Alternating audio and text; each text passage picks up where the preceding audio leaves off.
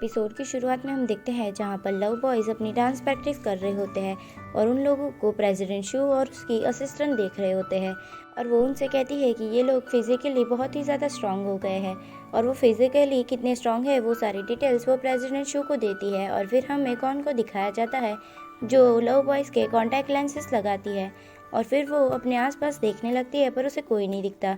तभी उसकी door bell बजने लगती है तो फिर वो डोर खोल कर देखती है तो वहाँ पर उसके लिए एक पार्सल आया होता है और वो डिलीवरी बॉय उससे कहता है कि ये पार्सल बहुत ही ज़्यादा भारी है, क्या मैं इसे अंदर रख सकता हूँ।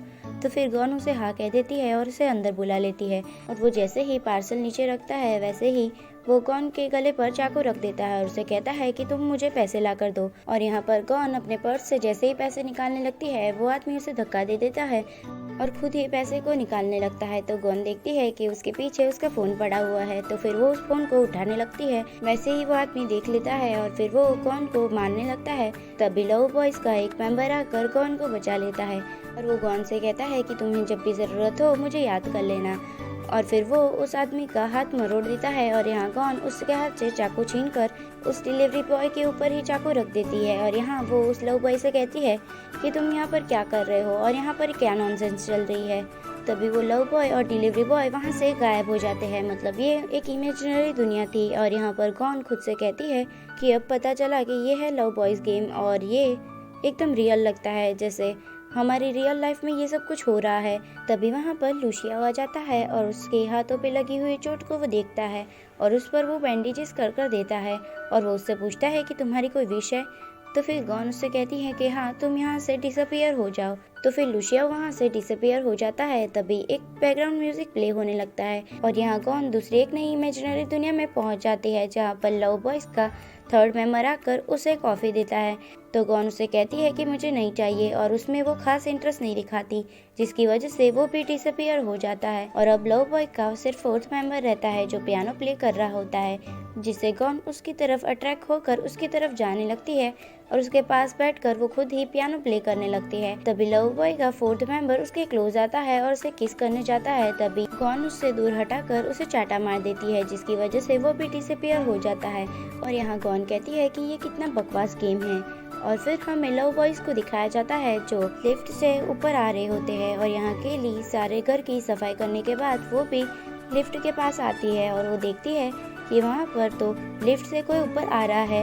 ये देखकर वो बहुत ही ज़्यादा डर जाती है और फिर वो उस ग्रैंड माँ की बात याद करने लगती है कि अगर तुम्हारी आईडी रिवील हो गई तो तुम गई। और फिर केली जल्दी से दूसरी लिफ्ट का बटन दबाने लगती है और फिर हमें यहाँ पर गॉन को दिखाया जाता है जिसका असिस्टेंट उसे कॉल करता है और गॉन से कहता है कि क्या आपने लव बॉयज वाला गेम ट्राई किया।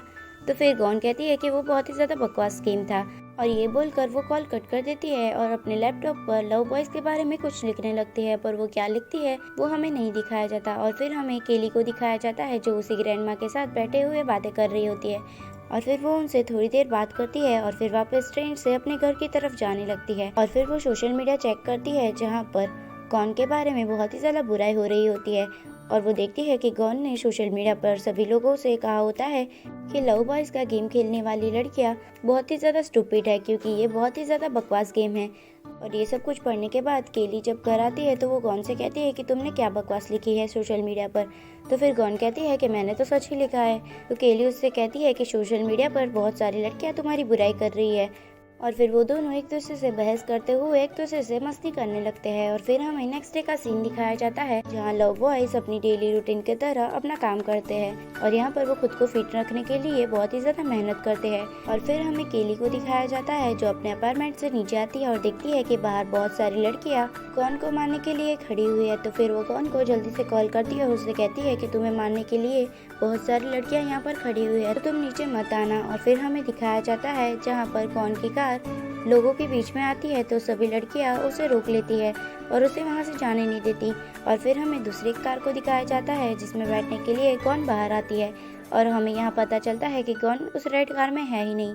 और यहाँ पर गॉन उस कार में बैठकर वहाँ से चली जाती है और यहाँ पर हमें पता चलता है कि उस रेड कार में केली बैठी हुई है। तो केली को देखकर वहाँ से वो लड़कियाँ चली जाती है और फिर हमें फिर से गॉन को दिखाया जाता है जहाँ कुछ लड़कियाँ उसके ऑफिस के पास भी खड़ी हुई थी। तो गॉन का असिस्टेंट उससे कहता है कि मैं आपको प्रोटेक्ट कर लूँगा, और बाहर जाकर वो एकदम स्टाइल से छाता खोलता है। पर वो जैसे ही छाता खोलता है वैसे ही उसके ऊपर अंडों की बारिश होने लगती है, जिसकी वजह से वो बेचारा भी डर जाता है। और यहाँ गॉन डोर खोलती है और अपना छाता ओपन करती है, और उसने लव बॉयज वाला छाता लिया था, जिसकी वजह से कोई भी लड़कियां उसके ऊपर अंडा नहीं फेंक पाती। और यहाँ गॉन खुशी खुशी अपने ऑफिस में चली जाती है। और फिर हमें केली को दिखाया जाता है, जो क्लीनिंग का काम करने के लिए वापस लव बॉयज के घर में जाती है, और वहाँ पर वो क्लीनिंग का काम जल्दी से खत्म करती है और वापस लिफ्ट की तरफ जाने लगती है। तभी वो देखती है कि लिफ्ट से कोई ऊपर आ रहा है, तो फिर वो बहुत ही ज़्यादा डर जाती है। तभी उसे याद आता है कि उस ग्रैंडमा ने कहा था कि अगर तुम्हें लगे कि तुम अब नहीं बच पाओगी तो फिर जल्दी से बुक्स रखी है वहाँ पर जाना, और वहाँ पर एक पिगी बैंक पड़ा होगा, उसके अंदर एक सिक्का डालना, और वहाँ पर एक डोर खुल जाएगा, और जल्दी से उस डोर के पीछे चली जाना। और यहाँ पर केली वही करती है और जल्दी से उस पिगी बैंक को ढूंढने लगती है, और उसे वो पिगी बैंक मिल जाता है, और जल्दी से वो उसके अंदर सिक्का डालती है, और वहाँ पर एक डोर ओपन हो जाता है। और केली जल्दी से उस डोर के पीछे चली जाती है, पर वो अपना खाना वहीं पर छोड़ देती है। और यहाँ पर लिफ्ट से लव बॉयज वहाँ पर आ जाते हैं। उसमें से एक लव बॉय उस खाने को देख लेता है, और फिर वो सबको दिखाता है कि यहाँ पर खाना पड़ा हुआ है। तो फिर सभी लव बॉयज उसे देखने लगते हैं, पर वहाँ पर लूशिया नहीं होता। और उसमें से एक लव बॉय उस खाने के डब्बे को ओपन करता है और कहता है कि ये तो जंक फूड है। तो फिर दूसरा लव बॉय कहता है कि वैसे भी हमें कौन सा हेल्दी फूड मिलता है, और एक बार हम ये जंक फूड खा लेंगे तो क्या होगा। और फिर वो उस खाने को खाने लगता है। और यहाँ पर केली देखती है कि वो तीनों लोग खाना खा रहे हैं, तो फिर उसे लगता है कि यहाँ पर सिर्फ 3 ही मेंबर रहते हैं। और यहाँ पर वो खाना खाकर वो दोनों लव बॉयज कहते हैं कि ये तो बहुत ही ज़्यादा टेस्टी है। और यहाँ पर केली मौका देखकर वहाँ से भागने की कोशिश करती है, पर तभी उसे लूशिया देख लेता है, और लूशिया उसे रुकने के लिए कहता है। और यहाँ केली बहुत ही ज़्यादा डर जाती है, और वो अपना हेलमेट का कांच बंद कर लूशिया की तरफ देखती है, और उसे पता चल जाता है कि ये लव बॉयज का घर है। और वो लूशिया को देखकर शॉक हो जाती है। और इसी के साथ हमारे ये एपिसोड यहीं पर एंड होता है। तो thanks for watching, stay healthy and bye bye.